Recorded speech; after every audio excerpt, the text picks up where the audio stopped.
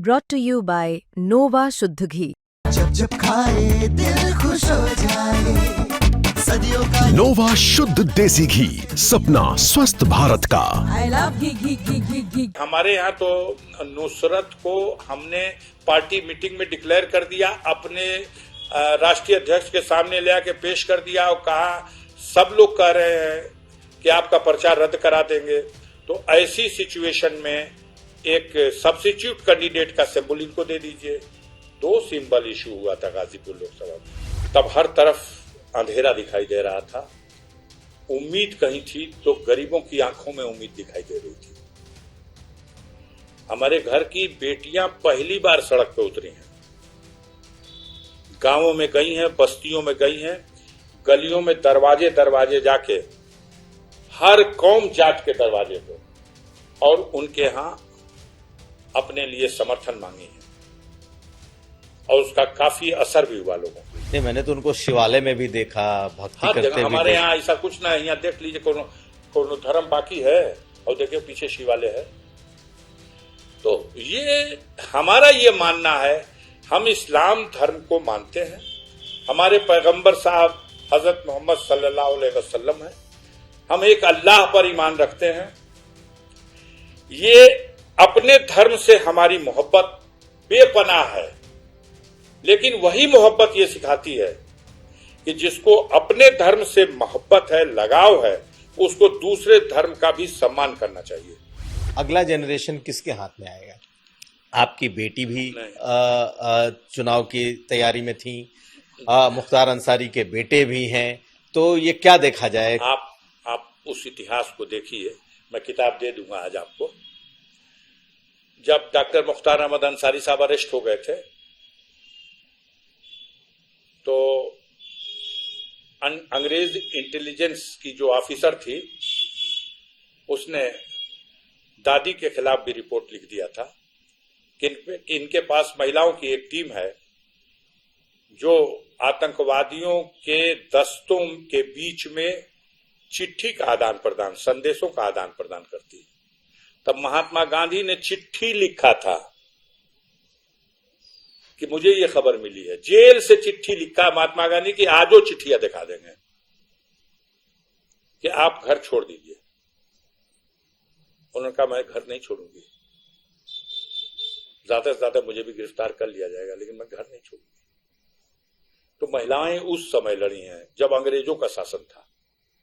पहली बार ऐसा दौर आया था जब भाई नहीं रहा, मैं भी हाड़ मांस का बना हूं, बुरी तरह से डैमेज थे हम लोग। बेटा जेल में, अब्बास जेल में था, तब हर तरफ अंधेरा दिखाई दे रहा था। उम्मीद कहीं थी तो गरीबों की आंखों में उम्मीद दिखाई दे रही थी। हमारे घर की बेटियां पहली बार सड़क पे उतरी हैं, गांवों में गई हैं, बस्तियों में गई हैं, गलियों में दरवाजे दरवाजे जाके, हर कौम जात के दरवाजे पे, और उनके यहाँ अपने लिए समर्थन मांगी है और उसका काफी असर भी हुआ लोगों के ऊपर। नहीं, मैंने तो उनको शिवालय में भी देखा, भक्ति हर करते जगह। हमारे यहाँ ऐसा कुछ ना है, यहाँ देख लीजिए कोनो धर्म बाकी है और देखिए पीछे शिवालय है। तो ये हमारा ये मानना है, हम इस्लाम धर्म को मानते हैं, हमारे पैगंबर साहब हजरत मोहम्मद सल्लल्लाहु अलैहि वसल्लम है, हम एक अल्लाह पर ईमान रखते हैं। ये अपने धर्म से हमारी मोहब्बत बेपनाह है, लेकिन वही मोहब्बत ये सिखाती है कि जिसको अपने धर्म से मोहब्बत है, लगाव है, उसको दूसरे धर्म का भी सम्मान करना चाहिए, उसका अपमान नहीं होना चाहिए। आपकी मान्यता कुछ और है, हमको उसका सम्मान करने में क्या जाता है? हम मुअज्जिन नहीं हैं जो मस्जिद में अजान देता है, हम इमाम नहीं हैं जो मस्जिद में नमाज पढ़ाता है, हम मुफ्ती भी नहीं हैं जो दीन के मामले का फतवा देता है। हम एक जनता के चुने हुए नुमाइंदे हैं और उस जनता में सब है और सबके दुख सुख में हमको खड़े होना है। सबकी हंसी खुशी में यहाँ होली का जुलूस निकलता था, 10-10 हजार आदमी का, इनसे पूछिएगा, 50-50 हाथी का जुलूस, और मेरे बाप हाथी के जुलूस में, होली के जुलूस में अगली कतार में चलते थे, मैं हाथी पे बैठ के चलता था। हम लोगों ने यहाँ हिंदू मुस्लिम एकता की एक बेमिसाल तस्वीर कायम कर रखी है। ताजिए का जुलूस देखिएगा तो 70% हिंदू भाई हमारे झंडा और डंडा लेकर के उस जुलूस में शिरकत करते हैं।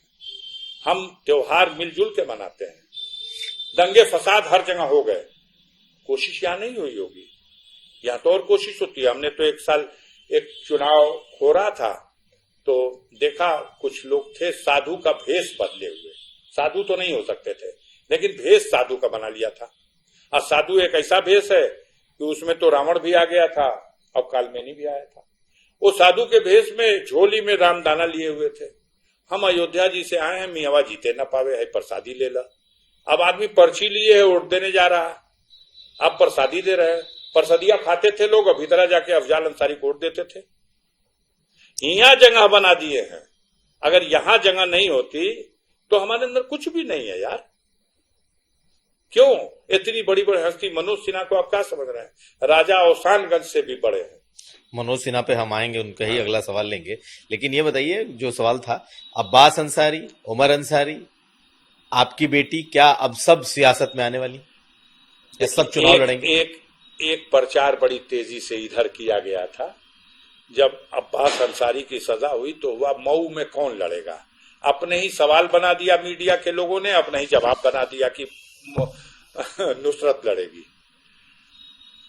नुसरत की तैयारी तो थी ही पहले, अब उस वक्त आपने बताया। तैयारी क्यों करें? हमारे यहाँ तो नुसरत को हमने पार्टी मीटिंग में डिक्लेयर कर दिया, अपने राष्ट्रीय अध्यक्ष के सामने ले आके पेश कर दिया और कहा सब लोग कह रहे हैं कि आपका प्रचार रद्द करा देंगे। तो ऐसी सिचुएशन में एक सब्स्टिट्यूट कैंडिडेट का सिंबल इनको दे दीजिए। 2 सिंबल इशू हुआ था गाजीपुर लोकसभा में, एक नुसरत अंसारी के नाम से हमारे राष्ट्रीय अध्यक्ष ने दस्तखत करके दिया, एक हमको दिया, दोनों दाखिल कर दिया गया। उसका कानून है कि अगर पहला स्वीकृत हो गया तो दूसरा अपने आप हट जाएगा। तो हमारा स्वीकृत हो गया, उसको हट गया। फिर युवा उसका एक हमने निर्दल भी भरवाया था।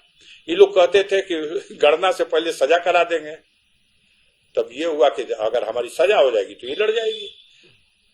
और आप देख लेते वो वक्त नहीं आया, उस निर्दल सिंबल पे भी लोग वोट दे देते,